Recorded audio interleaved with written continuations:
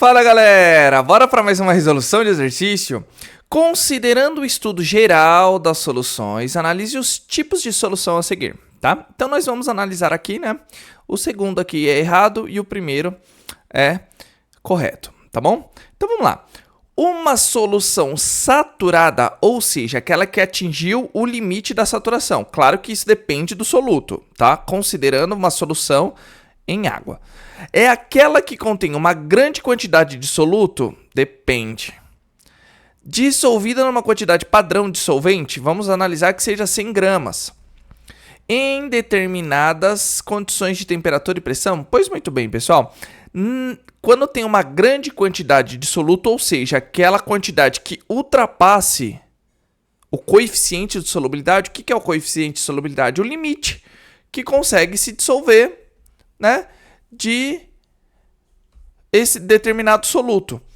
Só que ele não seria uma solução saturada, e sim uma solução supersaturada. Então, pessoal, no caso aqui a 0, tá errada.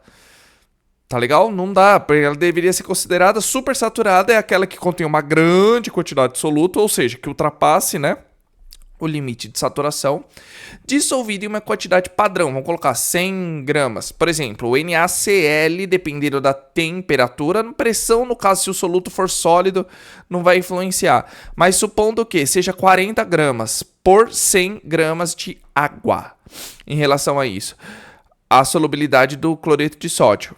Se eu colocar 50, eu estou passando. É uma grande quantidade de soluto, tá legal? Então a gente considera ela como supersaturada.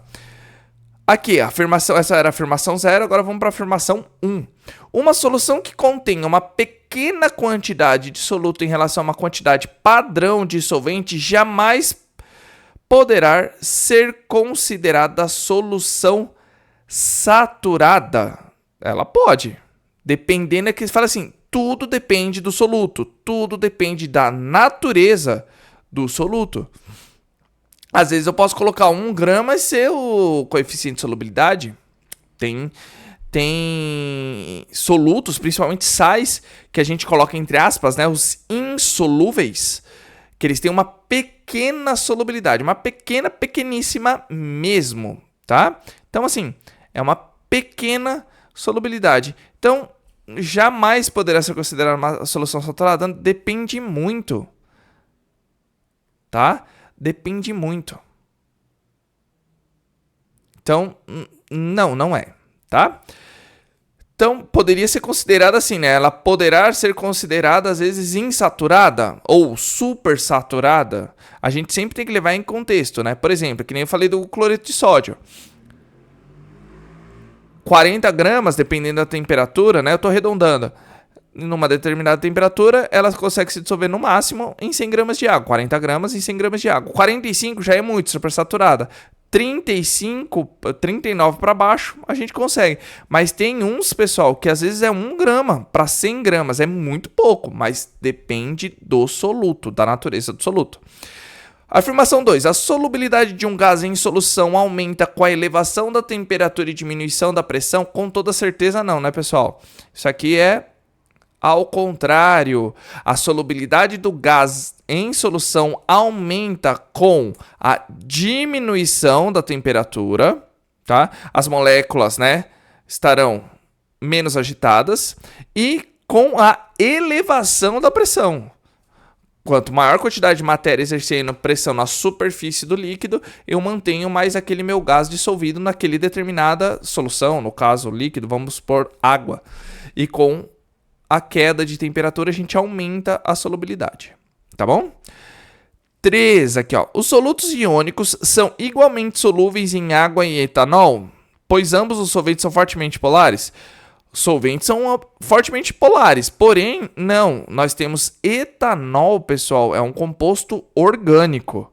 Nem todo soluto iônico que é solúvel em água vai ser solúvel em etanol. Há uma solubilidade? Há uma solubilidade, mas completamente diferente. Tá certo, pessoal? Completamente diferente.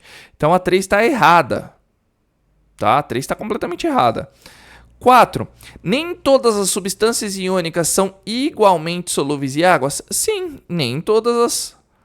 A gente vem falando aqui, né?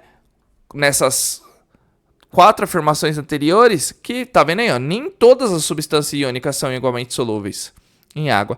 Tem umas que serão muitas, tem outras que serão mais. Igual, por exemplo, uma que é muito baixa a solubilidade, só pra gente ter um exemplo, ó. Opa, deixa eu... Falhou aqui, né? Opa. Falhou aqui, falhou. Vamos. Então, tipo assim, ó. Pessoal. Sulfato de bário.